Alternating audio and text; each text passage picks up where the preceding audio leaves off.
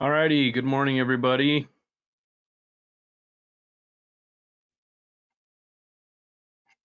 Just gonna get started. Go ahead and give me a yes if you can hear me, but I'm pretty sure you can. Just give me a little thumbs up. Perfect.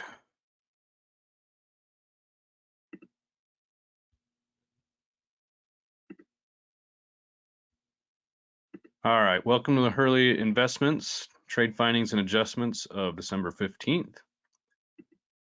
As usual, I have down here everything we talked about last time, which was the 8th. So this day, market was kind of holding a bit of a support level that day. Come down from the 200-day. We had gotten protection back on as it started to break through these levels. Came back up and right above strike prices where we had gotten protection on for stocks and our SPY puts that we've been using for a little extra protection. Was looking great for those couple of days and then popped up here the day before. This was Tuesday, which was the day before the Fed rate hike meeting. A little bit of a tongue twister. But we just kept things on as we knew it was just important to be protected for that rate hike meeting. Goodness gracious. And we turned out to be right. So the Fed did decide to just do a 50 basis point hike, but nothing else they said really was dovish like they thought it, like the market was expecting. The market was expecting a 50 basis point hike, but as we talked about last time, not a huge confidence level that the Fed is going to reverse course and start, just completely stop raising rates, or have a good expectation of we didn't expect them to have a good outlook on slowing rate hikes sooner than later. And by slowing, I mean, not continuing to do 75, 50, 25 basis point hikes. So, talked about the job numbers that boosted the market. This day here on the 30th was, I believe, when Fed Powell came out and talked about, they might do 50 basis points hikes now and start to slow things down for rate hikes. So that was a big boost, but just couldn't hold it up there. So started to protect for that event yesterday. Glad we got that done. And let's see, what else did we talk about? Market is confused what to be excited about and what to be upset about, which is true, as we had good news, quote in scare quotes here, that there is more job losses on a job report. What was it, Friday, a couple weeks ago?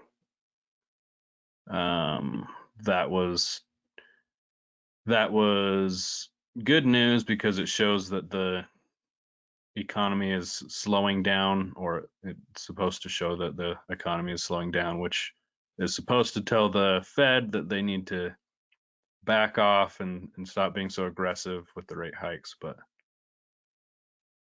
not necessarily true, as we found out yesterday. And let's see, talked about why technical charts matter. We're going to, of course, use some technical charting today.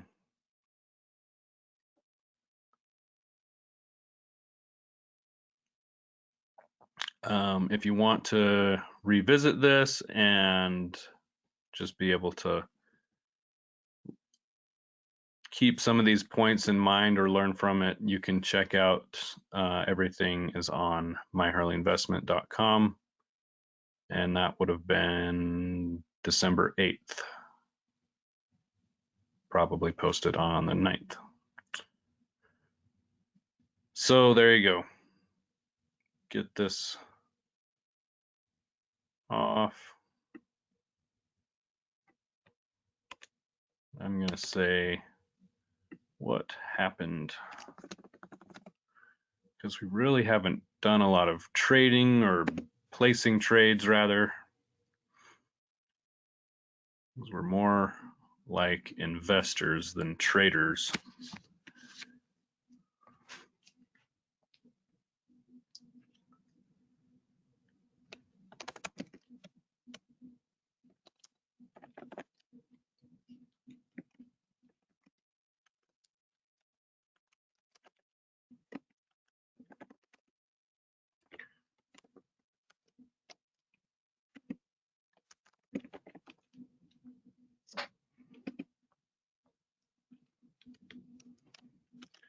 So we had protected stocks for this event and also had SPY puts for extra protection up at $3.99. Wish we could have gotten 400 or higher, but that's what we got.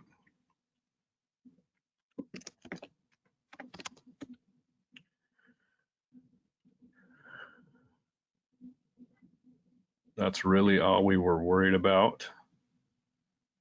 Definitely difficult to sit through all last week before the rate hike, when the market, as I mentioned, went all the way back up and touched that 4,100 before crashing back down.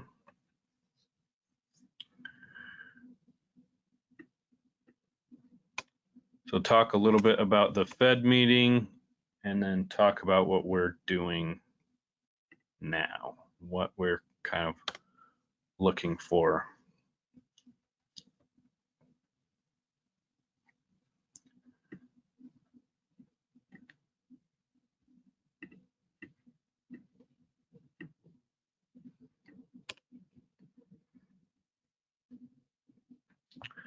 So I already said 50 basis point rate hike. Their Fed GDP, got it written down here, taking notes yesterday. Forecast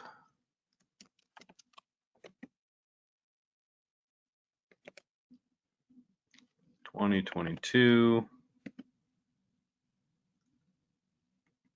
expected to grow by 0.5.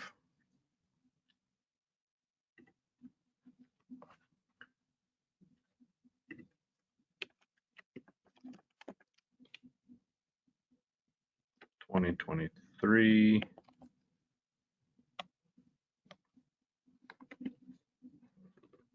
make it a little more readable. 0.5% growth again.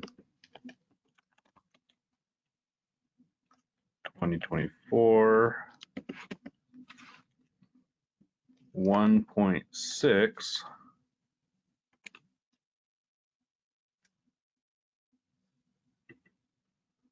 And this was, let's see,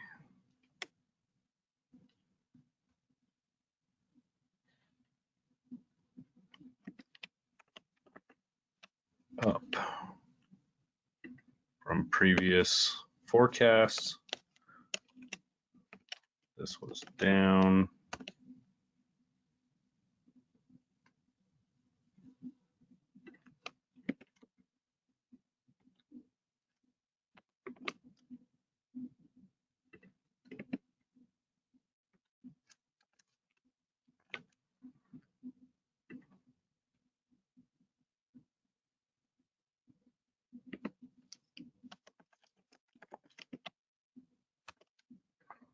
2024 is down 0.1 in their forecast.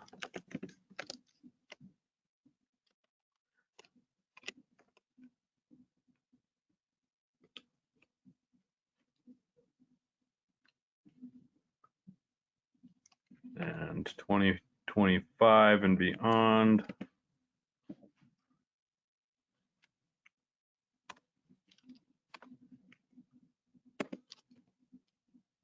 is 1.8.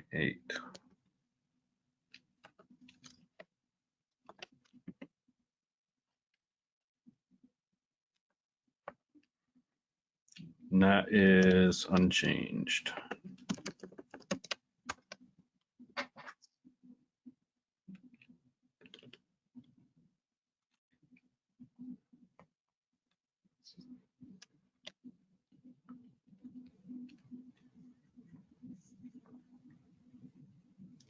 So they're hoping and expecting that the market, the GDP is going to slow down,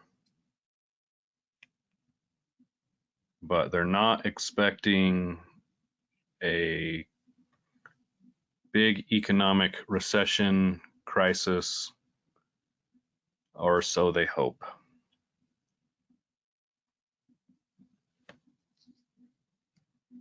So let's see, Fed funds rate.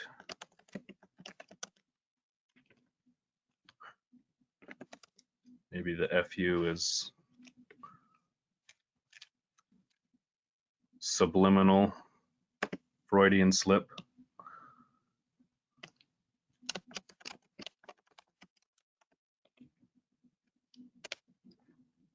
(2022) got 4.4%. Obviously that's unchanged because we're pretty much done with 2022. In 2023, 5.1%. So rates, they expect to raise them, excuse me, they expect to raise them up to 5.1%. That's up 0.5.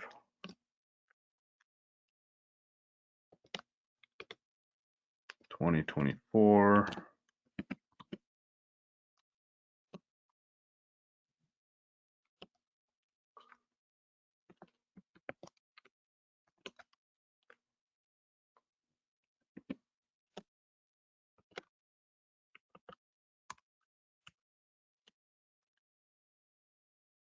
that is up 0.2%.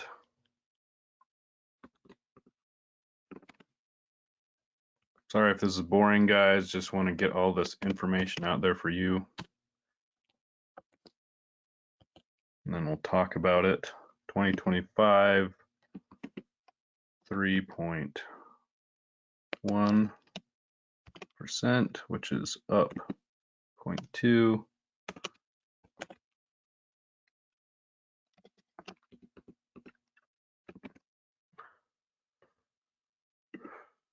So what does all this mean?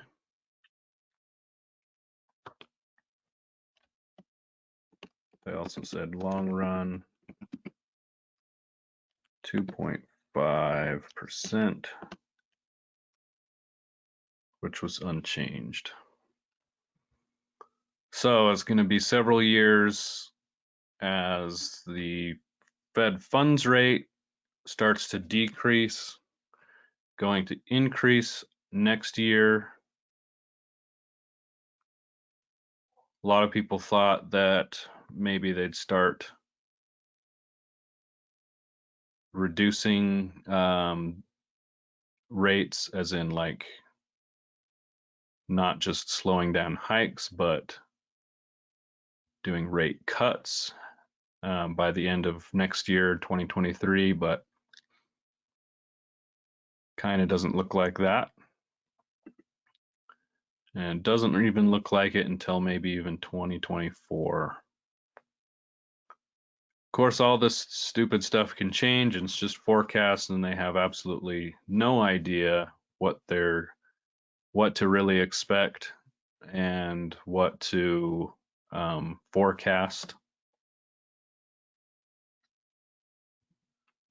But what they forecast and what they're thinking does affect currently the market sentiment. What else?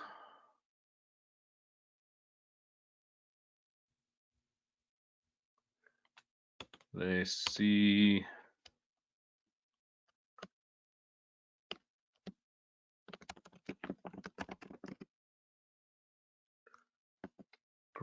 inflation gradually declining to 2.5%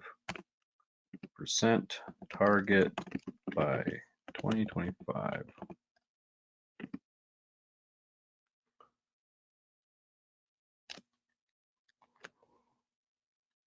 Again, they didn't think it was going to get up this high, inflation, to begin with. So to take their word that they have any clue what's going to happen is a little bit silly. But here we are having to pay attention because the market pays attention and their decisions affect the market and affect the economy. Whether they're right or wrong, it's just kind of how it goes. So that is some information for you guys. So it wasn't, we did again get the 50 basis point rate hike instead of the 75, which that news was expected again from what Powell said the week before, 2 weeks before. But that wasn't enough, as it still doesn't look like to the Fed that they are going to be really slowing down quickly or stopping their rate hikes and cutting rate hikes when the market hoped they would. So down we go. So what the question is now is what do we do about it and where do we go from here? I think this puts an end to our Christmas rally hopes and Santa Claus rally hopes. But that doesn't mean we can't, the market isn't gonna bounce around on support levels, on moving resistance and support levels. This 50-day is our next stop. And you see this line, maybe I'll get closer here. So much has happened along this line. If you look all the way across, way back here, bounced off it here, bounced off it here, couldn't get over it. Back there, couldn't get over it. Had enough momentum to get over it here with whatever good news that was, can't remember. Bounced off it here, bounced off it here, at least close. I mean, we're within 50 points or so. So today we're kind of starting to break through that level. So I would be looking at more a 50-day and seeing where it holds there. If we can't hold on to a 50-day, I might be looking at adding another set of SPY puts for clients, just to be making a little more, because after that 50-day, it's pretty much, maybe you could make an excuse for the 3,700 level,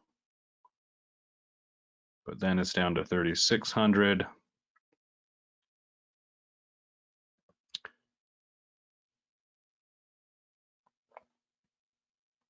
but it's a wait and see game. So, and that really kind of goes for everything else. So just to look through some charts with you, all we're really thinking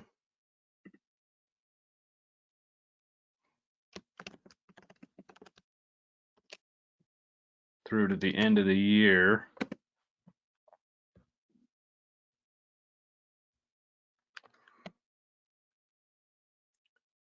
keeping protection on and adding, not NAD, adding a second set of protection on stocks if they break support levels. So let's go through that. Apple right at a pretty good support level. We have some days a little lower here, so maybe that's a better number down at 135. But we do have a lot more days where we closed around 138, and we're just right there today. So 138, 135, we start to add another, probably more like 135, is what I would expect to look at when we add extra puts if it breaks. Because remember, if it holds that, we don't really need to do anything. We just, if it starts to hold that after a few days and reverse a trend, we can start to take off puts for a profit, decide if it's a good time to add shares, which I wouldn't think so yet, and I'll explain why in a little bit. Let's go through a couple more.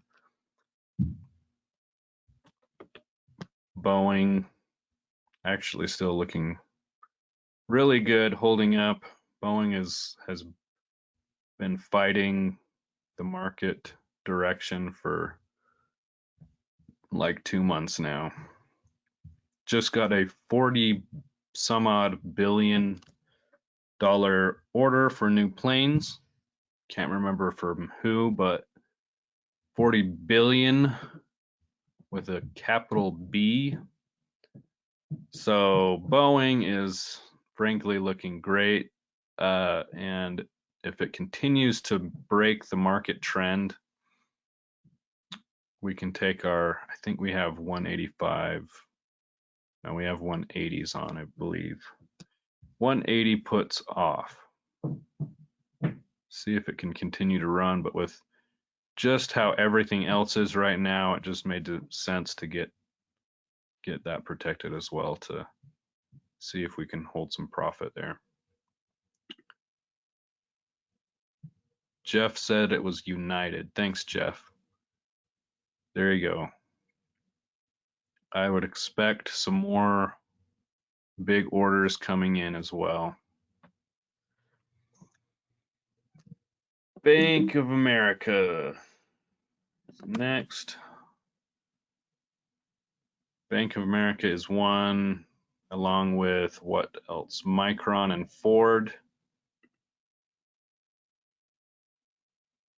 where it expires. Their puts we bought a little further back, so they expire tomorrow on Friday.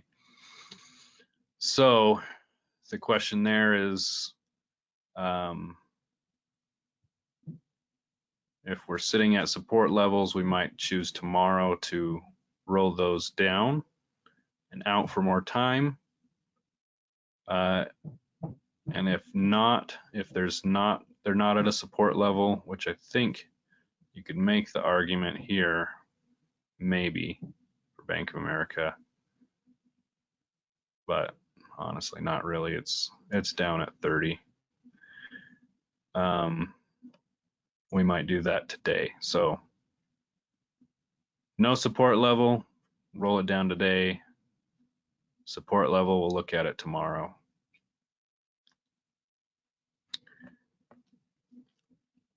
Baidu. Jeff asked, how much time do you buy with your puts? Normally, we try to go out more than a month. So it's typically, we'll see what the next expiration is past 30 days. And we'll typically buy closer to 40 days if we can. For an earnings, we can even go down out 6 weeks. And we'll start to get on protection for earnings about 2 weeks before the earnings date, so that we're not paying for more premium as it gets closer to those earnings dates. The stocks get more volatile, which increases the cost of the puts. So we try to go a little further out before the earnings to purchase those, about 6 weeks total of protection, and we buy that 6 weeks 2 weeks or so prior to earnings. Kind of the rule of thumb. Doesn't always happen that way for, you know, whatever circumstance might come up for various reasons, but that's typically what we'll try to do. Baidu, another one like Boeing that has just done really well. Rate hikes don't necessarily affect Baidu, but we did get protection on, as it just can't get above this 120 level. And glad we did. So Baidu really could go down to 99, 98. This pivot point in 50-day, that's where we'll be looking there. Adding more puts if we need to, or taking them off if it doesn't fall, continue to fall. Let's see what else. Disney. So Disney actually right now kind of at a really important level. You can see the last 6 months, 1, 2, 3, 4. You can make a case for that one, but it's a little higher. Very close though. Around 90 is where this is traded.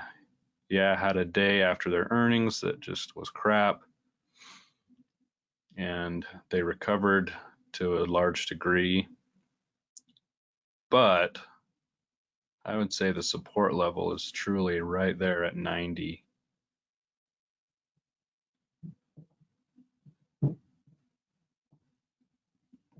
So that one we'll keep an eye on closely today, tomorrow, see what that does, of course, next week as well. It doesn't just always happen in one day, but you can see some of these couple days and it's pretty much made its showing its support, buying support level there. Look at a couple others. Let's see. Ford has followed really closely these moving averages, couldn't stay above the 200-day. I mean, look how closely it traded right there along with it as it moved down. So glad we had 14 strike puts on for Ford, and look at it today holding a 50-day. So that will be our thought as to whether we're going to add more protection there if it continues down from this point over the next few days. You can look at JP Morgan. Touch this point and it's on a pivot point price here at 130 and is a little bit below that. So if it continues down, our next point is 126, where I would think would be a more important place to be adding more protection if it needed as it breaks through the 50-day, because really this was just one day, and maybe you could call that another day, but it's had a really nice run. Let's see. Under Armour. Man, it had a ridiculous jump all the way up to their 200-day. We have 10 strike puts, and it's holding there too. A lot of retail stocks are down today, which doesn't look great for the market, you know, through a Christmas season and whatnot.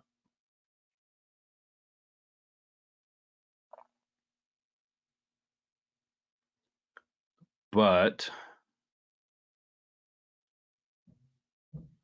950 been a really close, maybe more like 9.2, but 950, a lot of trading around 950. Big support at 9. So that's the point we'd look at for support. What else? Visa. Visa has basically traded between 215 and 180 all year, and all last year, I think. Most of last year anyway.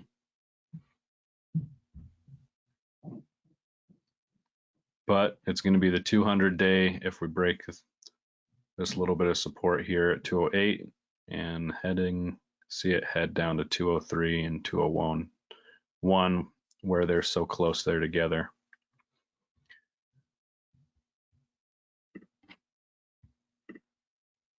And obviously paying attention to any economic news, because that has been throwing the market around all year. Anything that might change the narrative more positively with any of the news coming out, and the market starts to head back up. So I mentioned I was going to come back to something. I don't remember what reminded me of that. But really quick, I did want to talk about how we're looking at the next few months. I talked to a client and friend, happens to be in the logistics business, and who has a lot of information, understanding on logistics, orders, inventories, that kind of thing. He mentioned that inventories are really big right now. Stores and warehouses, inventories are really big. What that tells me is next quarter, so we finish off this quarter, don't think we'll get a Christmas rally. Next quarter is going to be rough.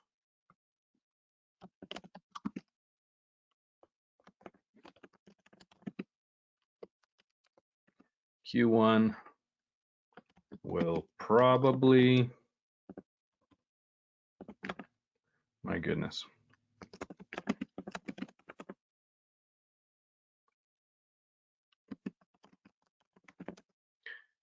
probably be rough on our earnings, because companies, because they have so much inventory, are going to have to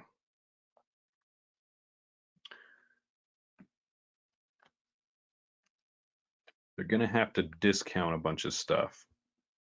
They're going to discount, try and get rid of stuff, and towards Q2 try to reorganize and re-prep and and what's the words I'm looking for? Goodness. Q2, they're going to start to recycle their inventories to a more reasonable level,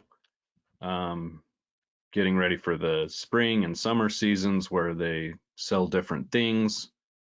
But Q1 is going to be rough as they're going to have to discount a bunch of products so that they can get stuff out of their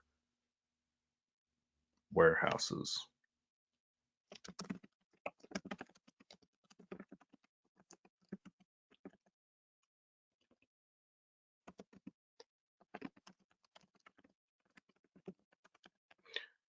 And that will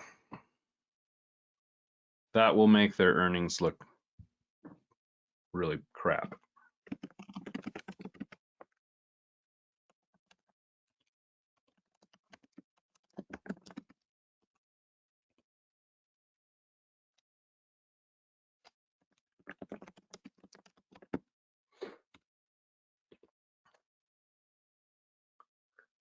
But Q2 will be a turnaround quarter as companies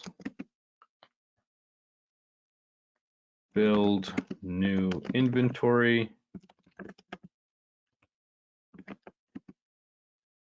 that they can sell at better margin.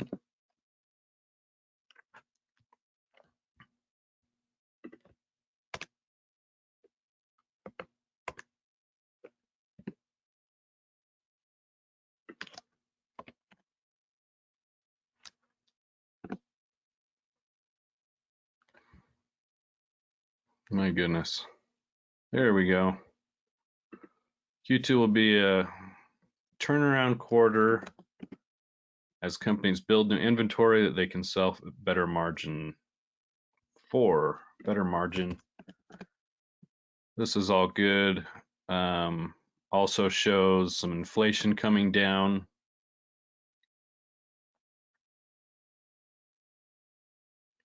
Because obviously if they're reducing the prices of their inventory, it's gonna be good on inflation numbers. But at the same time as we'll get inflation numbers coming down, which might be one of the positive things to push the market up. At that same time, we're getting terrible earnings numbers through Q1 earnings and starting to rebuild inventory for companies in Q2 to maybe see a little bit better back half of the year.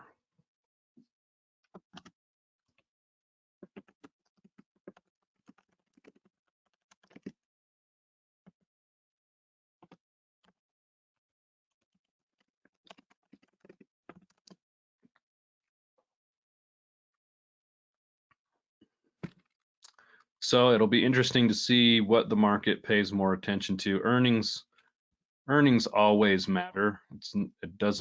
It's very rarely that earnings aren't one of the most important things for the market. So I would think that if we do start seeing some inflation come down nicely and that boosting the market, it will hurt once we have earnings reports later on in January and February. And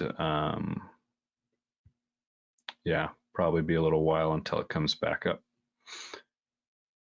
So those are my thoughts and ideas, kind of a little bit of our own forecast, if you will, but based off of some sound logic, and it kind of gives us a bearing to judge news and economic numbers coming out and so on and so forth.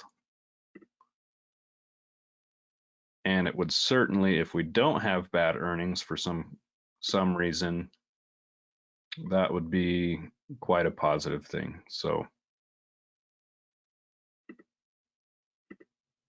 I would think any of those positive surprises are going to help boost the market. These are the reasons why we feel it probably won't. Guys, is there any other questions, thoughts? A lot for you to go over and to digest. I know Kevin talked a lot about stuff on Monday, what we're thinking, but that's kind of a second recap, if you will.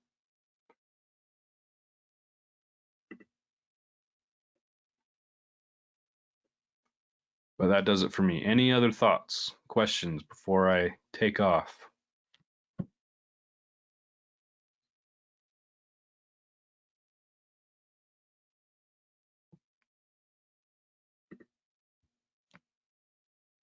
No worries, Jim. We'll get it posted quick, and you can catch the beginning. A lot of stuff in here that might be nice for you to see. Check it out tomorrow. I think we'll be able to get it up pretty quick. So all very pertinent even tomorrow.